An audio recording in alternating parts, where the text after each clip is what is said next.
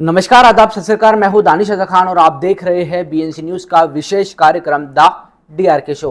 आज हमारे साथ में मौजूद है कांग्रेस का एक युवा ऐसा चेहरा जिस पर हो सकता है कि इस बार विधानसभा के अंदर जो कांग्रेस अपना विश्वास जता सकती है। जी हाँ, हम बात कर रहे हैं पूर्व विधायक हमीद काजी के साहबजादे नूर काजी। बहुत बहुत स्वागत है नूर काजी साहब आपका। धन्यवाद। काजी साहब, पहला सवाल, जन्म कहाँ हुआ, शिक्षा कहाँ तक हासिल की और राजनीतिक सफर बताएं। जन्म बुरहानपुर में ही हुआ है, शिक्षा भी यहीं से लिए मैंने, स्कूल की भी कॉलेज की भी। और राजनीतिक सफ़र एनएसयूआई से शुरू किया और फिर यूथ कांग्रेस में काम किया। अब कांग्रेस में काम करने का मौका मिल रहा है। परिवार शुरू से कांग्रेस ही रहा है। मेरे नाना फ्रीडम फाइटर रहे हैं, तो देश की आज़ादी के लिए लड़ाई लड़ी, फिर कांग्रेस के नेतृत्व में लड़ाई लड़ी, कांग्रेस के साथ रहे, मिनिस्टर रहे। यहाँ से वो 3 बार विधायक रहे, 3 बार मिनिस्टर रहे। फिर मेरे फादर को मौका मिला, उन्होंने सेवा की। तो परिवार तो शुरू से कांग्रेस ही रहा है। राजनीति में ने आपका प्रमोशन होते जा रहा है। राहुल गांधी के साथ भारत जोड़ो यात्रा में भी आप जो है स्टेज पे रहे हैं, राहुल गांधी के साथ चले हैं, क्या कहेंगे आप? ये कांग्रेस की परंपरा रही है कि अंतिम पंक्ति के कार्यकर्ता को भी मौका मिलता है। तो मेरे जैसे छोटे कार्यकर्ता को राहुल जी ने स्टेज पे जगह दी। मेरे लिए सौभाग्य की बात है कि मैं एक ऐसी पार्टी से जुड़ा हूँ जहाँ कार्यकर्ताओं की पूछ परख है। काजी साहब, ये बताइए कि 2018 के अंदर जो है सरकार बनी थी कांग्रेस की, 19 महीने, लगभग 15 महीने सरकार रही है, लेकिन कांग्रेस उसे संभाल नहीं पाई है। नहीं, घर के भेदी थे तो वो चले गए। भाई, जो गद्दार थे वो चले गए, जो वफादार थे वो टिके रहे। सरकार तो ठीक है, 1.5 साल चली और कमलनाथ जी ने बहुत अच्छी सरकार चलाई, वादे पूरे किए। और कमलनाथ जी का पूरा फोकस था, जो मैनिफेस्टो में हमने वादे किए थे उनको पूरा करना है। लेकिन कुछ हमारे साथ जो उस वक्त कांग्रेस में लोग थे, उनका अपना निजी स्वार्थ के कारण वो सरकार में अपने आप को कंफर्टेबल महसूस नहीं कर रहे थे। उन्होंने सरकार गिराई, बीजेपी से हाथ मिलाया और वापस चले गए। मैं तो ये कहूँगा कि जहाँ की मिट्टी थी वो वहीं पहुँची। वो सिंधिया परिवार है, सारा देश जानता है कि देश की आज़ादी से लेके यहाँ तक सिंधिया परिवार का क्या रोल रहा है। तो ज्योतिरादित्य सिंधिया जी ने जो किया है वो कोई नई बात नहीं है, उस परिवार की परंपरा उन्होंने निभाई है।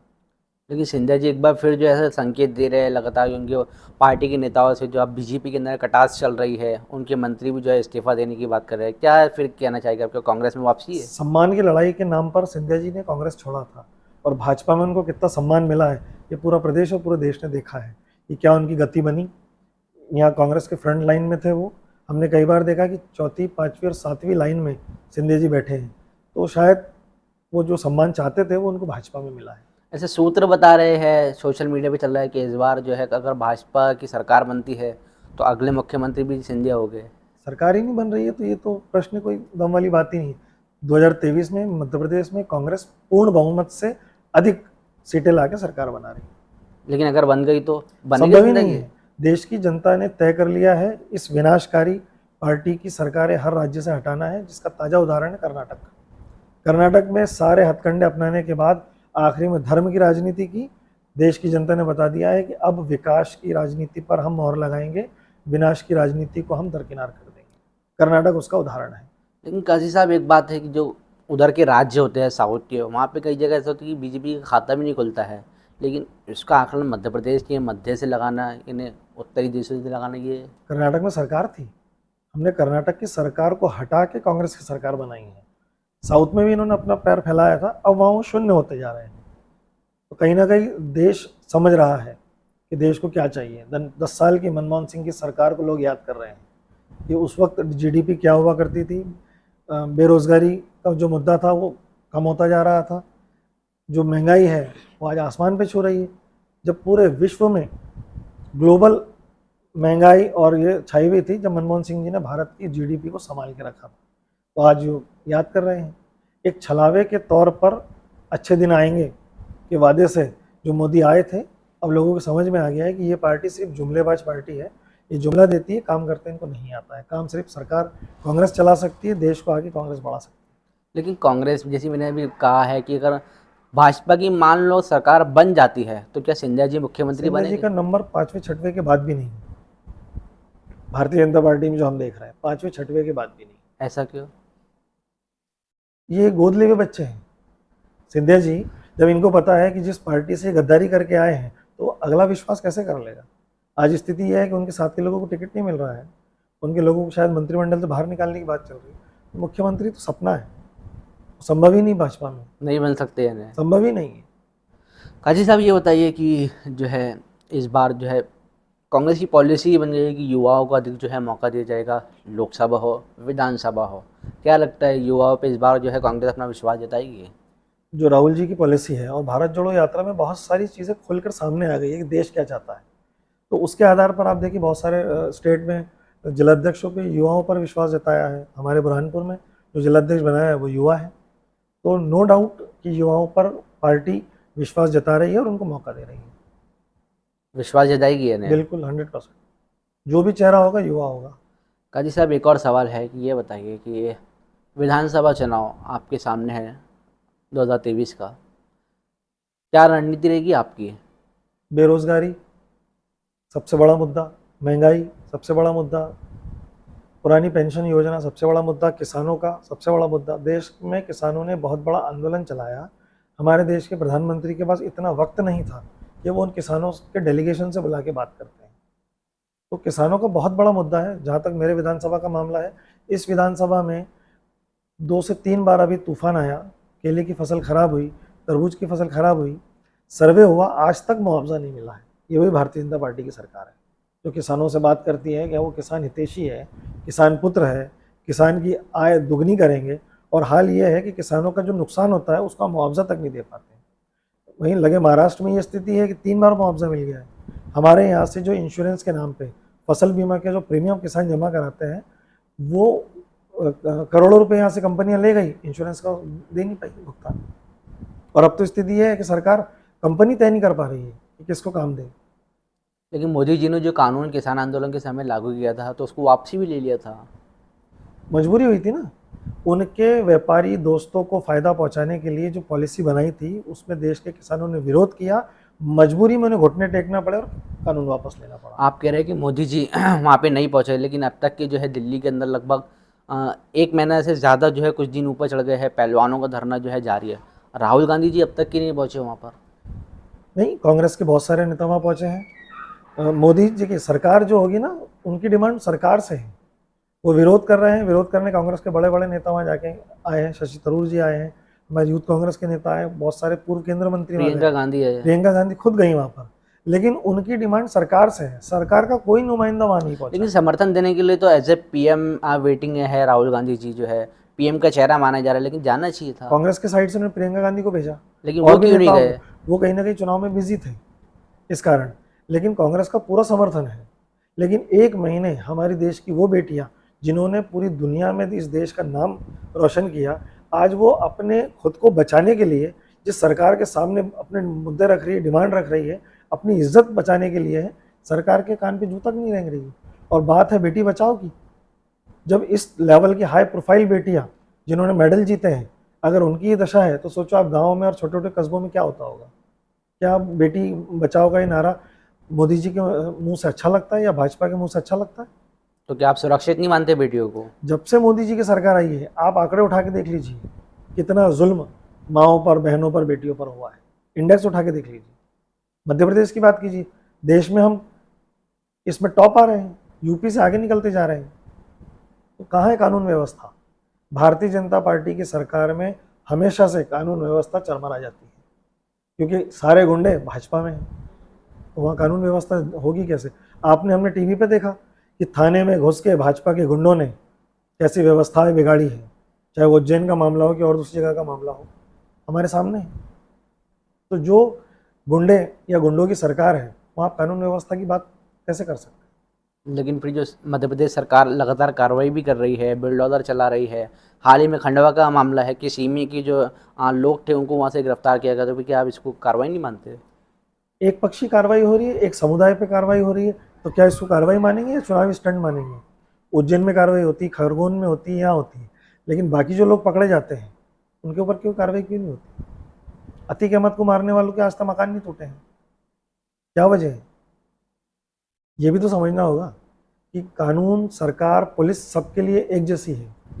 किसी एक समुदाय विशेष पर ये बुलडोजर चला के दूसरे समुदाय को क्या मैसेज देना चाहते हैं, या देश को क्या मैसेज देना चाहते हैं?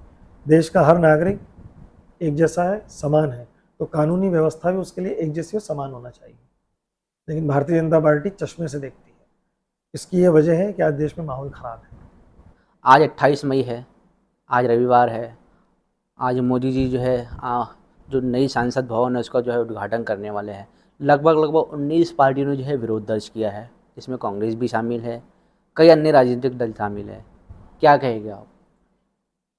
क्या इस देश को नए संसद भवन की ज़रूरत थी, या इस देश को अभी स्वास्थ्य व्यवस्था की और अच्छे हॉस्पिटल्स की ज़रूरत थी, अच्छी यूनिवर्सिटीज़ की ज़रूरत थी, नए रिसर्च सेंटर की ज़रूरत थी एग्रीकल्चर पर?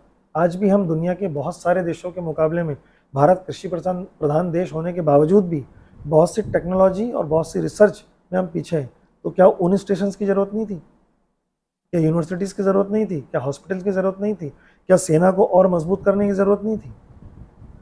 हमारा संसद भवन तो आज भी सुरक्षित है, आज भी अच्छी हालत में है।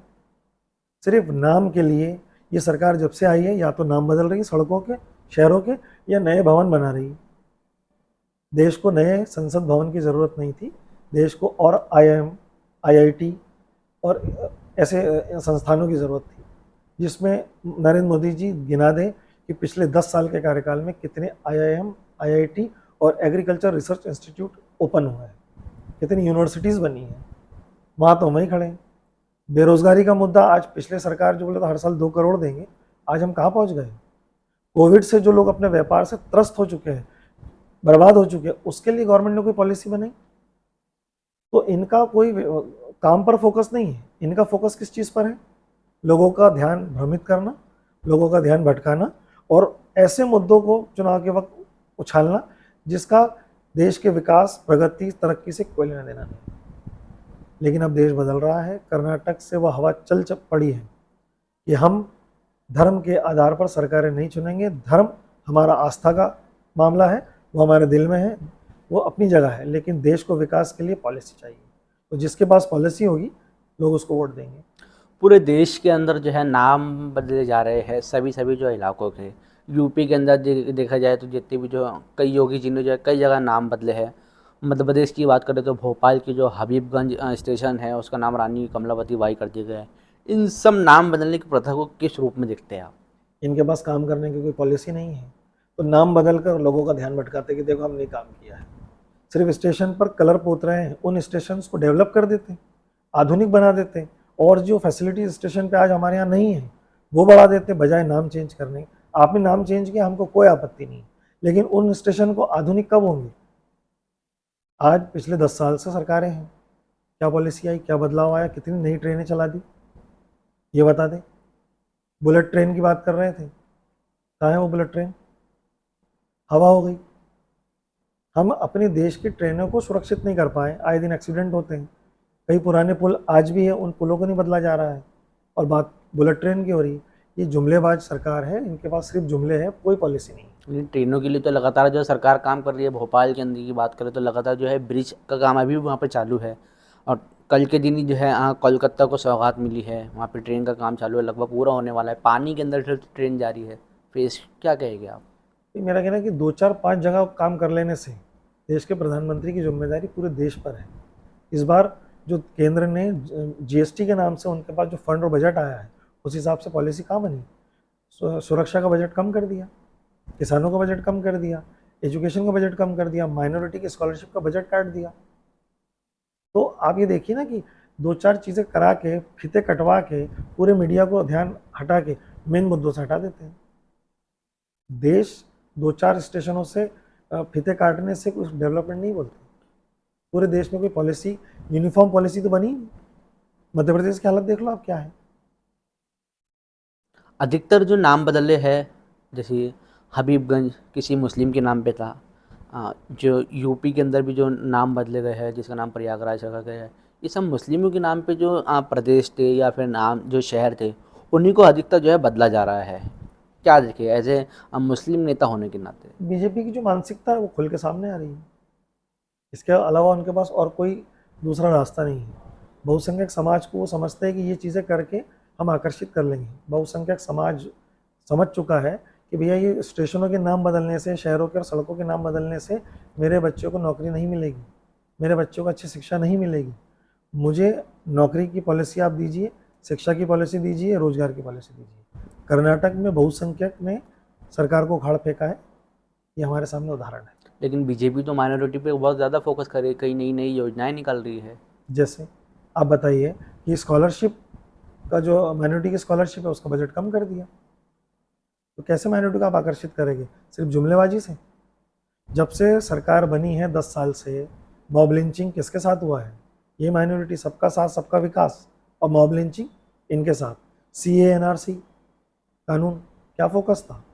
एक विशेष समाज, विशेष तबके को उसमें ये लोग टारगेट कर रहे थे। एजुकेशन की पॉलिसी में कटौती कर दी। हज के मामले में आप देखो तो सब्सिडी हटाने के बाद भी हज को अलग अलग स्टेशनों से 1-1 लाख रुपए तक महंगा कर दिया। कैसा साथ है, कैसा विकास है? माइनॉरिटी को ये सिर्फ जुमलेबाजी करते हैं और छलावा है। माइनॉरिटी के लिए इनके पास कोई पॉलिसी नहीं है। देश की राजनीति किस ओर जा रही है, क्या कहेंगे आप, किस रूप में देखते हैं? विकास लोग समझ गए हैं। भारत जोड़ो यात्रा ने लोगों की आंखें खोल दी हैं कि कन्याकुमारी से कश्मीर तक एक यात्रा निकली, गैर राजनीतिक मैं यात्रा। देश की राजनीति की बात कर रहा हूँ। पूरे देश की राजनीति उससे बदली है। भारत जोड़ो यात्रा के बाद हिमाचल में सरकार बदली है, कर्नाटक में बदली है, तो नॉर्थ में भी और साउथ में भी आप देख रहे हैं जहाँ जहाँ सरकारें बन रही है, कहीं ना कहीं ये मुद्दा आ रहा है कि भारत को जोड़ने की ज़रूरत है, तोड़ने की नहीं। तो जो लोग तोड़ रहे हैं अब उनको हटाइए, और जो जोड़ने वाली पॉलिसी है कांग्रेस की, उसके साथ हो जाइए। तो क्या आपको नहीं लगता कि भारत पहले से जुड़ा हुआ है? भारत जुड़ा हुआ है, भारत के लोग जुड़े हुए हैं, लेकिन जब से भाजपा आई है हर रोज़ एक नई पॉलिसी लाके तोड़ने की कोशिश करती है, लोगों के बीच में नफरतें फैलाने का काम करती है, और इस देश की जनता इनके छलावे को समझ चुकी है। बात बुरहानपुर की कर लेते हैं। जातिगत समीकरण पे कैसे चेहरे को आप जो है बुरहानपुर में बिठाएंगे? कांग्रेस का उम्मीदवार सबका उम्मीदवार होगा, उसका जातिगत आधार पर कोई लेना देना नहीं है। कांग्रेस सेकुलर पार्टी है, सारे धर्मों की पार्टी है, चाहे वो हिंदू हो, मुस्लिम हो, सिख हो, ईसाई हो, और चाहे हमारे सेक्टर में ले लो SC हो, ST हो, OBC हो या माइनॉरिटी हो, हर समाज का वोट कांग्रेस को मिलता है और मिलता रहा है। जो भी उम्मीदवार होगा सारा समाज, सारे वर्ग उसके साथ हैं। बिल्कुल काजी साहब, हमारे सवाल आपके जवाब जारी रहेंगे, लेकिन यहाँ पे रोकेंगे एक छोटे से ब्रेक के लिए, जब तक कि आप लोग देखते रहिए BNC न्यूज़। तो ब्रेक के बाद एक बार फिर आपका स्वागत है BNC न्यूज़ के विशेष कार्यक्रम द DRK शो के अंदर। आज हमारे साथ में मौजूद है बुरहानपुर के कांग्रेस के युवा नेता नूर काजी। काजी साहब, अगला सवाल आपसे यह है कि एक वीडियो सोशल मीडिया पे काफ़ी ज़्यादा वायरल हो रहा है, लगभग सभी नेशनल चैनलों ने उसको वीडियो को उठा लिया है, खबर बना दिया है। वीडियो बुरहानपुर का है। हाल ही में दिग्विजय सिंह जो है बुरहानपुर दौरे पे थे, सभी पार्टी कार्यकर्ताओं के साथ में जो उनका सम्मेलन था उसमें मौजूद थे। अल्पसंख्यक नेता को वो जो है मंच से उतार रहे हैं, उनको भगा दिए हैं वहाँ से। आप वहाँ पे मौजूद थे, और वीडियो वायरल होने के बाद में ज्योतिरादित्य सिंधिया जो कि बीजेपी के केंद्रीय मंत्री है, उन्होंने भी जो है ट्वीट किया है। लगभग सभी ने इसको जो है ट्वीट किया है और जवाब दिया है। बीजेपी ने पलटवार कांग्रेस पे किया है, क्या कहेंगे आप? देखिए, वहाँ जो कार्यक्रम था वो एक प्लानिंग के तहत हो रहा है, वो अलग अलग जिलों में, अलग अलग विधानसभाओं में हो रहा है। दिग्विजय सिंह जी ने जो 70 विधानसभाएं सेलेक्ट की है, जब पिछले 3 या 4 बार से हम लोग हार रहे हैं, तो क्या कारण है वो कार्यकर्ताओं के बीच जाके पता लगा रहे हैं। तो उस पर एक डेकोरम था स्टेज पर कि पूर्व विधायक, संगठन के अध्यक्ष और कोई प्रदेश का पदाधिकारी वो बैठेगा।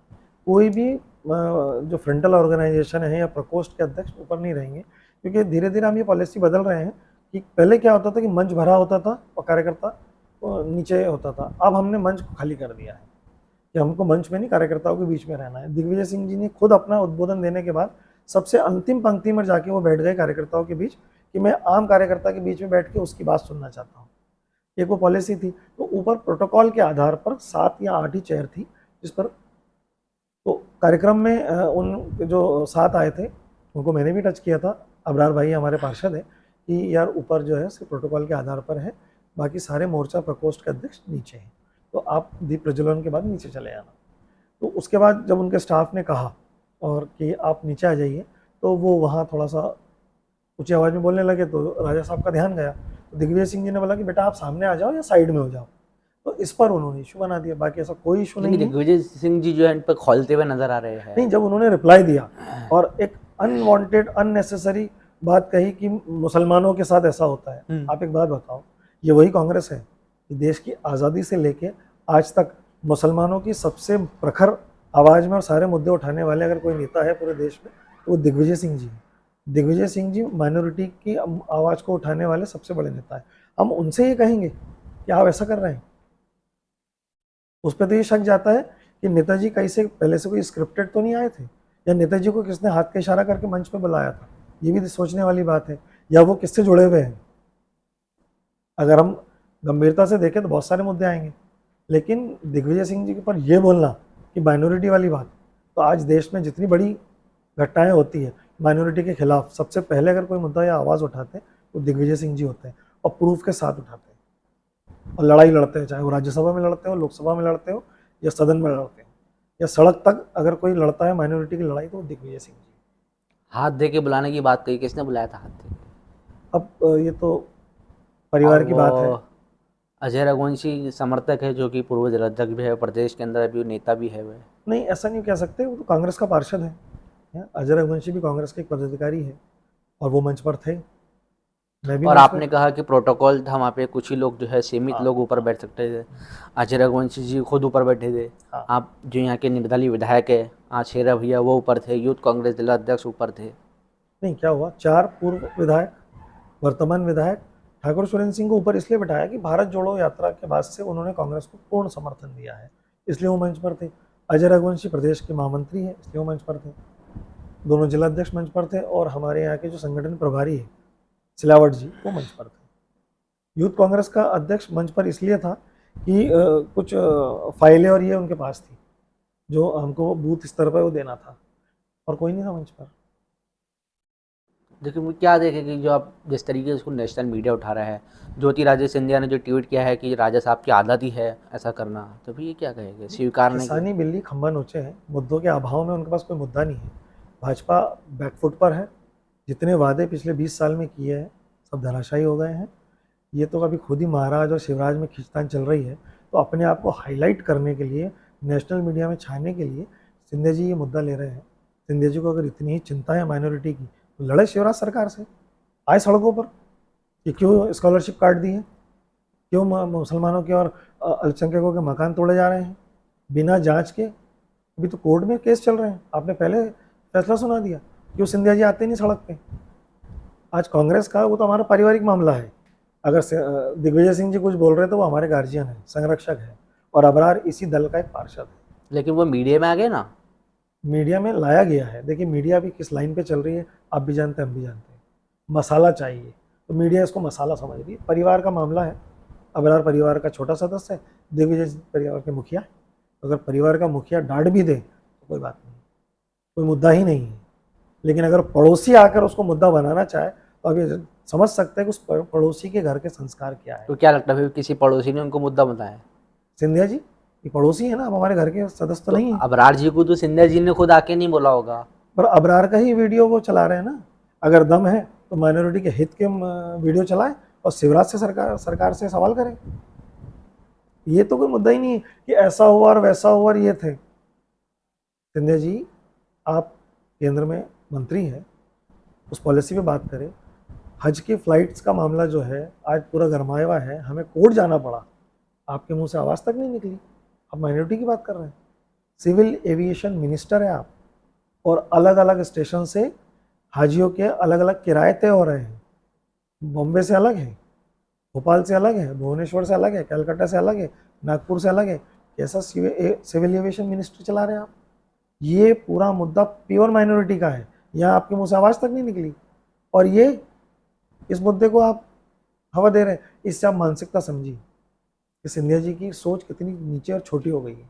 अबरार का जो कहना बड़ा है कि आने वाले चुनाव के अंदर जो है इसका असर देखने को मिलेगा, और उन्होंने कहा है कि ये पूरे मेरी नहीं बल्कि पूरे अल्पसंख्यकों की आप बेइज्जती है, मुसलमानों की बेइज्जती, ये ऐसा खुद अबरार का कहना पड़ा है। लेकिन ना और अल्पसंख्यकों का मैं ठेकेदार हूँ, ना अबरार है, ना कोई और है।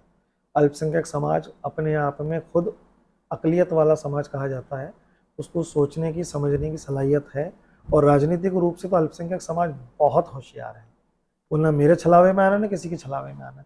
तो कोई एक व्यक्ति ये बोले कि आने वाले चुनाव में ये होगा वो होगा, ये सब निराधार बिना आधार की बातें हैं, कोई दम वाली बात नहीं। लेकिन कांग्रेस में रहते हुए ऐसा बोलना, नाराज़ है, गुस्से में बच्चा बहुत कुछ बोल देता है, इसका कोई अर्थ या मीनिंग निकालने की ज़रूरत ही नहीं है। लेकिन काजी साहब एक बात ये भी है कि जो बुरहानपुर की जो भाजपा के नेता है अल्पसंख्यक के ज़रूल हक है, जो कि अल्पसंख्यक के भाजपा जिला अल्पसंख्यक के जिला अध्यक्ष है, और भी जो भाजपा के जो मुस्लिम लीडर है, वो इस वीडियो की काफ़ी आलोचना कर रहे हैं। उन्होंने कहा है कि दिग्विजय सिंह को उन्होंने कहा है वीडियो के संदेश के माध्यम से, आप कौन होते हो, आपको किसने हक दिया ये मुसलमानों को इस तरीके से बेइज्जत करने का, क्या कहेंगे आप फिर?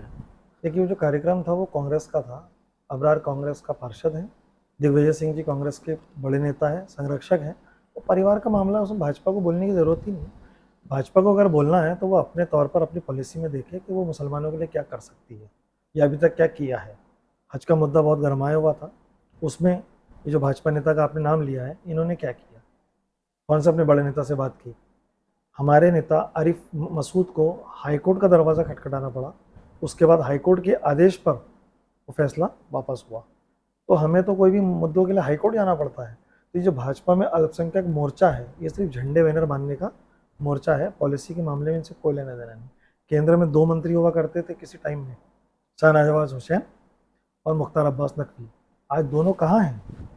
आज दोनों नेता गायब हैं। तो ये पॉलिसी है कि आपको हम शीर्ष पदों पे नहीं बिठाएंगे। वो लोग बात कर रहे हैं कि अल्पसंख्यक के साथ ये हो रहा है, वो हो रहा है। पहले उन दोनों नेताओं को ढूंढ के बताओ कि आज वो दोनों मंत्रिमंडल से बाहर है। माइनॉरिटी का मंत्रिमंडल स्मृति ईरानी के पास है। केंद्र में आज की तारीख में एक भी माइनॉरिटी से मिनिस्टर नहीं है। क्या बात करेंगे? मध्य प्रदेश में क्या स्थिति है? भाजपा एक मुस्लिम को टिकट नहीं देती है, और ये बात करेंगे माइनॉरिटी की। तो पहले लोकसभा और विधानसभा में मध्य प्रदेश में मुसलमानों के लिए टिकट मांगो, तब आपके आँख खुल जाएगी कि आपकी पार्टी की माइनॉरिटी के लिए क्या पॉलिसी है। और अबरार का मामला हमारे परिवार का है, तो सुलझ चुका है, कोई मुद्दा ही नहीं है। कर्नाटक में जिस तरीके से कांग्रेस को जीत मिली है, भाजपा हारी है। पॉलिसी के तहत कांग्रेस की पॉलिसी बहुत अच्छी थी। भाजपा का भ्रष्टाचार चरम सीमा पर था, 40% कमीशन आम हो गया था। जनता ने महसूस किया कि इस सरकार को हटाना बदलना बहुत ज़रूरी है, कांग्रेस को लाना है या विकास करना है। कर्नाटक के लोगों ने करके दिखा दिया है। तो क्या लगता है आपको ये भारत जोड़ो यात्रा का असर है? 100%। भारत जोड़ो यात्रा के बाद से लोगों के सोचने का नज़रिया फिर से बदला है। जो विश्वास उन्होंने भाजपा में करने की कोशिश की थी, आज वो समझ आ गया है कि वो गलती थी, उसको सुधारना है, और वो देश की जनता ने सुधारना शुरू कर दिया है। देश में शिक्षा, बेरोजगारी, बुरहानपुर की बात कर लेते हैं। शिक्षा, बेरोजगारी और भूखमरी ऐसे कई बड़े मुद्दे हैं। इस क्षेत्र में आपने क्या किया अब तक? देखिए सरकार पिछले 20 साल से भाजपा की है, तो करने का काम सरकारों का है। सवाल किससे करेंगे? सरकार से। रही बात हमारी, तो यहाँ एजुकेशन का जो सेक्टर है उसमें मैं फ़ख्र से बोल सकता हूँ कि मेरे परिवार ने काम किया है। स्कूलें खोली है, कॉलेजेस खोले हैं, मेडिकल कॉलेज है यूनानी का, जिसको हम कहीं ना कहीं देख रहे हैं, डीएड कॉलेज है, ग्रेजुएशन कॉलेज है, स्कूल है, उर्दू स्कूल है, इंग्लिश स्कूल है, हिंदी स्कूल है। तो कहीं ना कहीं शिक्षा के क्षेत्र में मेरे परिवार ने यहाँ बहुत काम करने की, सेवा करने की कोशिश की है, और करते आ रहे हो, करते रहेंगे। रोज़गार की बात है तो यहाँ का जो सबसे बड़ा सेक्टर है केले का, उसमें मेरा परिवार पिछले 70 साल से काम कर रहा है, एक बहुत बड़ा सेक्टर में काम कर रहा है। रही बात किसानों की, किसानों को आधुनिक शिक्षा देने का काम मेरा कृषि विज्ञान केंद्र कर रहा है, जो कहीं ना कहीं मेरे फादर के चेयरमैनशिप में चल रहा है। तो सरकारों के अभाव में के बावजूद अपने सोर्स पर, अपने दम पर हम लोगों ने काम करने की कोशिश की, और कर रहे हैं और करते रहेंगे। सरकार एक माध्यम होता है आपकी स्पीड को बढ़ाने का, वो नहीं है। जब आएगी तो और तेज़ी से काम करेंगे।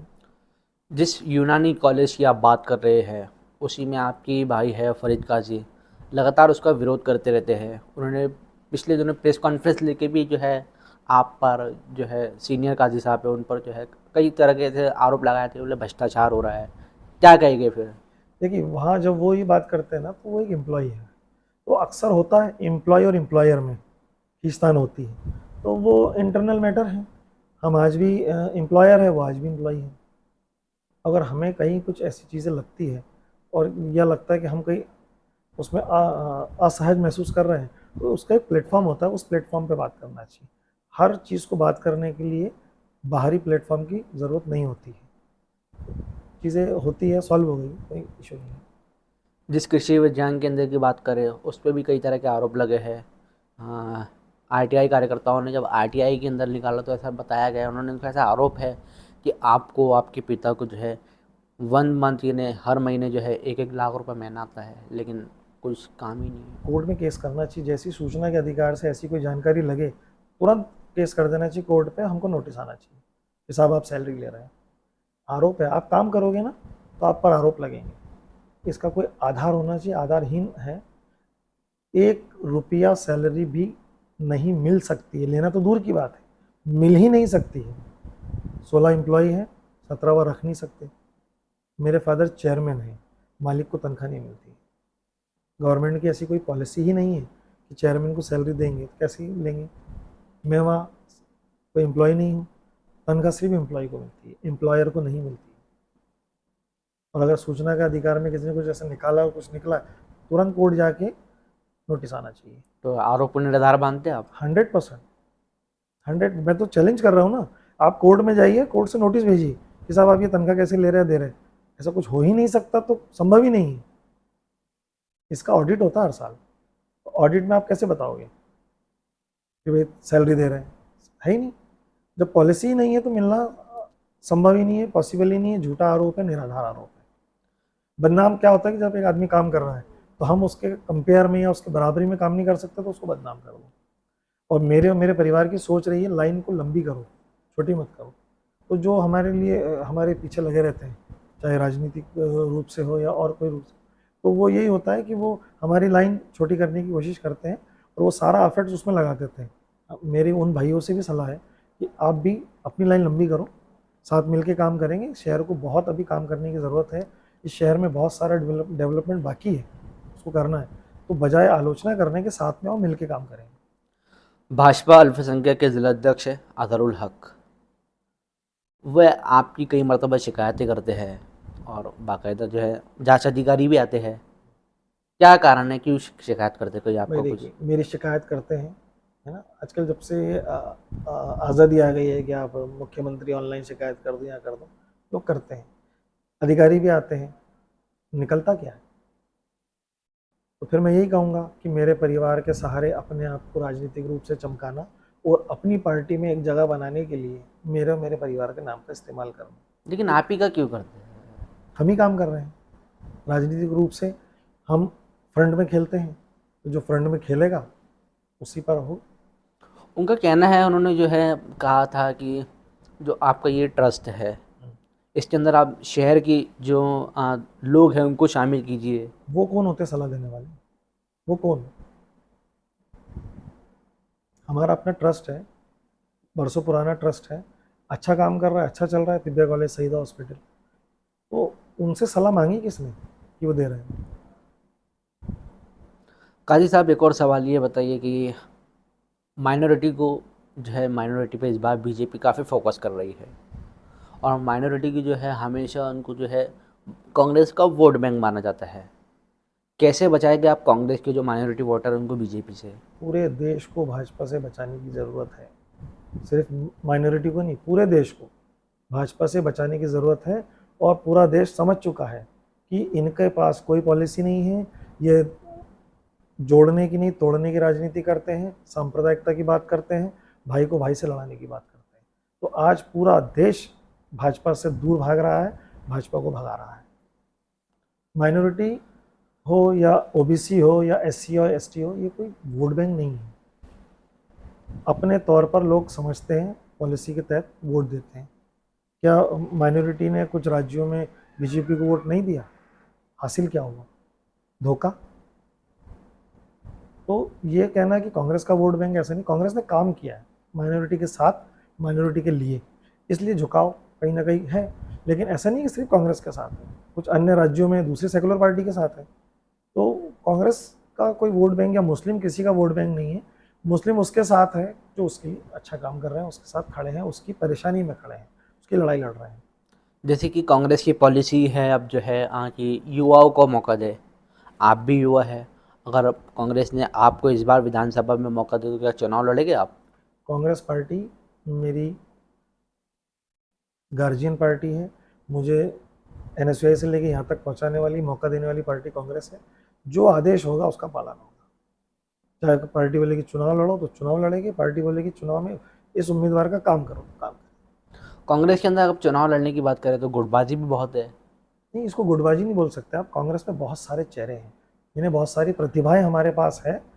वी आर ऑल बेस्ट, हम सब बेस्ट है, उसमें से जो पार्टी चुन ले। गुटबाजी की बात करें तो एक जो है, एक तरफ जो है अजय रघुवंशी का भी एक गुट है, समर्थक है। शेरा भैया जो है यहाँ के विधायक है। एक तरफ रिंकू टाक जो अभी नए जिलाध्यक्ष बने हैं, उनके भी जो एक गुट है। तो ये तीनों गुट क्या है? नहीं, गुटबाजी नहीं है। आप ये मान के चलिए 3 मोर्चे हैं और ये तीनों मोर्चे मिलके भाजपा के साथ लड़ाई लड़ेंगे। पहले होता था ना जल, थल, वायु, 3 सेना है। सेना तो देश की एक ही है, लेकिन अलग अलग विंग होते हैं। ऐसे यहाँ पर अलग अलग विंग है, हर आदमी अपने अपने साइड के लोगों को संभाल रखा है। टारगेट सिर्फ भाजपा है, गुटबाजी है ही नहीं। तो गुटबाजी हम नहीं हम है। विंग है। जैसा सेना के 3 अंग है, वैसे यहाँ 3, 4, 5 आप जितने भी गिनाएंगे ये सब एक है। वो भारतीय सेना है, ये भारतीय राष्ट्रीय कांग्रेस है, एक साथ है हम। विधायक अगर बन जाते हैं इस बार कांग्रेस से आप बुरहानपुर से, क्या करेंगे बुरहानपुर के लिए आप? सबसे पहला काम शिक्षा पर काम करना है। आज भी बहुत सी बेटियां इस माहौल में, जो भाजपा ने माहौल बना दिया है, बाहर जाके नहीं पढ़ पा रही है। तो वो तमाम कोर्स जो मेरे शहर में नहीं है और बच्चियां करना चाहती है, लेकिन कॉलेजेस ना के अभाव में वो घर बैठी है, वो तमाम कॉलेजेस यहाँ खुलवाने हैं। बुरहानपुर को एजुकेशन हब बनाना है, उस पर सबसे पहले काम करना है। दूसरा सबसे बड़ा मुद्दा है रोजगारी का। तो ऐसा ही नहीं है कि हमें बहुत बड़े बड़े उद्योग डालने हैं। हम जो स्मॉल स्केल इंडस्ट्री होती है, अगर उसका जाल बिछा देंगे तो हज़ारों लाखें युवाओं को रोज़गार मिल जाएगा। तो ऐसे उद्योगों पर फोकस करना है। कमलनाथ जी का बहुत बड़ा विज़न है, जो पिछले चुनाव में भी आप लाए थे, छिंदवाड़ा मॉडल। उस छिंदवाड़ा मॉडल पर हम काम करेंगे, फोकस करेंगे, तो बुरहानपुर भी बेरोज़गारी से बहुत हद तक निजात दिला देंगे। तो मेन जो फोकस है एजुकेशन, बेरोज़गारी, शिक्षा पर काम करना। आखिरी सवाल है, क्या समस्याएं देखते हैं आप बुरहानपुर की? सबसे बड़ी समस्या है बेरोज़गारी। ताप्ती मिल बंद पड़ी है। लॉकडाउन के बाद से ताप्ती मिल जब से बंद हुई है, भाजपा के सारे नेता जुमलेबाजी कर रहे हैं, उस मिल को चालू नहीं करा रहे हैं। हमारे नेता अरुण यादव ने उस मिल की कायाकल्प कर दी थी, पूरी काया पलट दी थी, और उसको रोजगार का एक बहुत बड़ा साधन था। नेपा मिल बहुत बड़ा साधन था। आज क्या हाल है? कांग्रेस द्वारा स्थापित लेकिन नेपा इन मिल तो मिलों, चालू हो गई है। आप देखो कि उसको जो क्षमता अरुण भाई के टाइम थी, आज उस क्षमता पे काम हो रहा है क्या? उससे कम हो रहा है। वजह क्या है? नेपा के लोग पलायन कर रहे हैं, बाहर शिफ्ट हो जा रहे हैं। वजह क्या है? बेरोजगारी। बुरहानपुर में ताप्ती मिल बहुत बड़ा जरिया था, क्या हुआ हाल? बंद पड़ी है। तो वहाँ का जो बेरोजगार युवा है वो कहाँ जाएगा? 2 वक्त की रोटी के लिए भी वो परेशान है, और भाजपा के नेता अपनी मस्ती में मगन हैं। बहुत बहुत शुक्रिया हमको समय देने के लिए। धन्यवाद। तो ये थे बुरहानपुर कांग्रेस के युवा नेता नूर काजी, जिनसे हमने बात की है, बेबाक सवाल के जवाब जाने। इसी तरह की तमाम बड़ी खबरों के लिए बने रहे BNC न्यूज़ के साथ। अगले हफ्ते फिर होगी किसी नई शख्सियत के साथ मुलाकात। तब तक के आप लोग भी देखते रहिए BNC न्यूज़। नमस्कार।